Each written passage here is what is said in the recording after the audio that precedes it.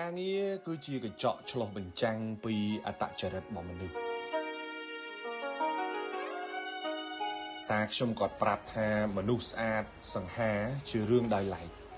តែបើចង់ដឹងពីចរិតពិតរបស់គេទៅមើលការងារដែលគេធ្វើទៅដឹងហើយមនុស្សធ្វើការហ្មត់ចត់ជីវិតរបស់គេក៏ហ្មត់ចត់ដែរមនុស្សធ្វើការបែបចុងដៃចុងជើងជីវិតរស់នៅរបស់គេក៏មិនគួរឲ្យទុកចិត្តដែរចុងដៃចុងជើងដូចគ្នាមនុស្សធ្វើការឡប់ឡែជីវិតរបស់គេក៏ឡប់ឡែដូចតែគ្នាដែរនិយាយទៅកិច្ចការមួយវាឆ្លុះបញ្ចាំងពីចរិតមនុស្ស70ទៅ80%ហើយជាមួយការងារមួយនោះ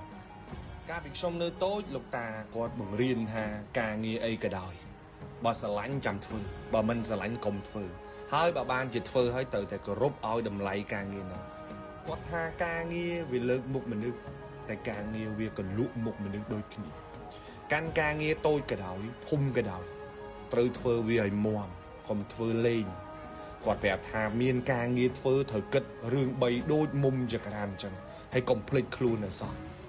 ទី1គាត់ផ្ដាំថាបើធ្វើការមានការងារធ្វើត្រូវធ្វើឲ្យលឿនកុំធ្វើសើកកុំធ្វើមើកធ្វើឲ្យដូចខ្លាចគេដណ្ដើមធ្វើអញ្ចឹងរៀនធ្វើការឲ្យលឿនឱកាសយើងមានច្រើនជាងអ្នកដទៃគេធ្វើបានមួយយើងធ្វើបានពីរ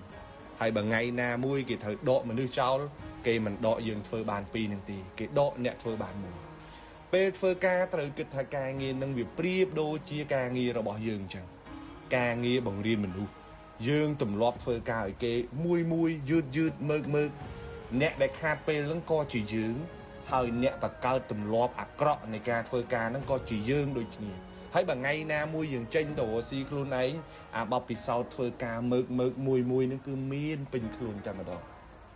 គាត់ផ្ដាំថាធ្វើការត្រូវធ្វើឲ្យលឿនទី2ធ្វើអីត្រូវធ្វើឲ្យហើយធ្វើឲ្យចប់ចុងឲ្យចប់ដើមធ្វើឲ្យបានល្អធ្វើអីធ្វើឲ្យហើយកុំទុកឡើយបង្កើតគេនិយាយហើយត្រូវតែធ្វើឲ្យចប់ធ្វើឲ្យចេញកុំនិយាយចោល